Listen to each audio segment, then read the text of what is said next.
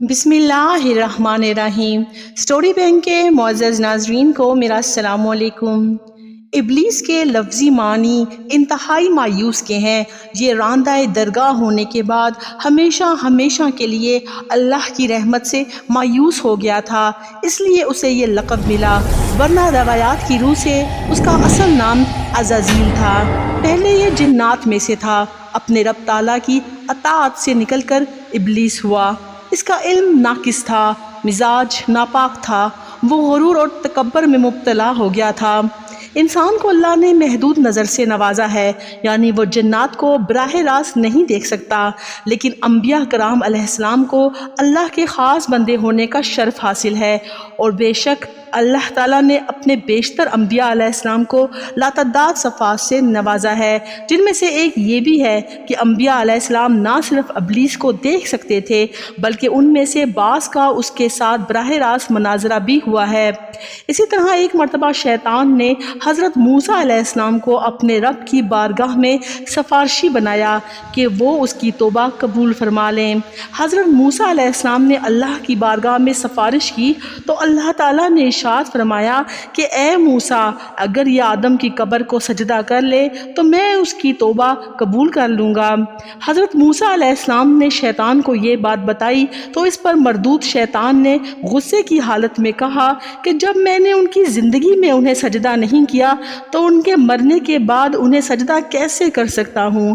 بہرحال آپ کی سفارش کا مجھ پر حق ہے۔ ان 3 وقتوں میں مجھے یاد رکھیے گا، میں آپ کو ان موقعوں پر ہلاکت میں نہیں ڈالوں گا۔ جب آپ غضبناک ہوں، غصے کی حالت میں ہوں تو مجھے یاد رکھیں، کیونکہ میں آپ کے جسم میں خون کی طرح رواں ہوں گا۔ جب آپ کسی لشکر کا سامنا کریں تو مجھے یاد رکھیں، کیونکہ ایسے وقت میں آدمی کو اس کے بیوی، بچے اور گھر والوں کی یاد دلاتا ہوں تاکہ وہ وہاں سے بھاگ جائے۔ جب آپ کسی اجنبی عورت کے پاس بیٹھیں تو مجھے یاد رکھیں، کیونکہ ایسے وقت میں تیسرا میں ہوتا ہوں، حالانکہ دونوں کو فتنے میں مبتلا کر دیتا ہوں۔ حضرت موسیٰ علیہ السلام نے شیطان سے پوچھا، بتاؤ وہ کون سا کام ہے جس کے کرنے سے تو انسان پر غالب آ جاتا ہے؟ تو شیطان نے کہا، اے موسیٰ، انسان جب تکبر کرنے لگتا ہے، اپنی ذات کو بہتر اور خود کو دوسرے سے اعلیٰ تر سمجھنے لگتا ہے، میں ایسے انسان پر غالب آ جاتا ہوں۔ یہ باتیں کر کے شیطان آگے چل دیا۔ تھوڑا سا آگے گیا تو ایک دم چیخ و پکار کرنے لگ گیا، رونے لگ گیا کہ ہائے افسوس، ہائے افسوس۔ آپ علیہ السلام نے فرمایا، تجھے کیا ہو گیا ہے؟ کیوں چیخ رہا ہے؟ کیوں افسوس کر رہا ہے؟ شیطان کہنے لگا کہ ہائے افسوس، میں نے اپنی راز کی باتیں آپ کو بتا دیں، اب آپ بنی آدم کو یہ باتیں بتا کر ڈرائیں گے کہ وہ ان باتوں سے باز آ جائے اور میں ان پر حملہ آور نہیں ہو سکوں گا۔ یہ کہہ کر شیطان وہاں سے غائب ہو گیا۔ ناظرین، سجدہ 2 قسم کا ہوتا ہے، ایک سجدہ تعظیمی اور دوسرا سجدہ بندگی۔ سجدہ بندگی صرف اللہ عز و جل کے لیے جائز ہے، اللہ کے سوا کسی اور کو کرنا شرک ہے، اور سجدہ تعظیمی پچھلی امتوں میں جائز تھا، جیسا حضرت یوسف علیہ السلام کو حضرت یعقوب علیہ السلام، ان کی زوجہ اور ان کے بھائیوں نے سجدہ کیا، جیسے آپ فرشتوں نے حضرت آدم علیہ السلام کو سجدہ کیا تھا۔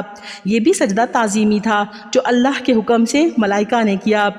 یہ واقعہ پچھلی امتوں کا ہے، اس لیے اللہ نے شیطان کو سجدہ تعظیمی کرنے کا حکم دیا، لیکن ہماری شریعت میں سجدہ تعظیمی حرام ہے۔ حضرت محمد صلی اللہ علیہ وسلم کا فرمان ہے کہ جب شیطان زمین پر اترا تو اس نے عرض کی، یا رب میرا ایک گھر بنا دے۔ اللہ نے فرمایا، تیرا گھر غسل خانہ ہے۔ اس نے پھر عرض کی، میرے لیے ایک بیٹھک بنا دے۔ اللہ نے فرمایا، بازار تیری بیٹھک ہے۔ اس نے کہا، میرا ایک منادی بنا دے۔ اللہ نے ارشاد فرمایا، ڈھول باجے تیرے منادی ہیں۔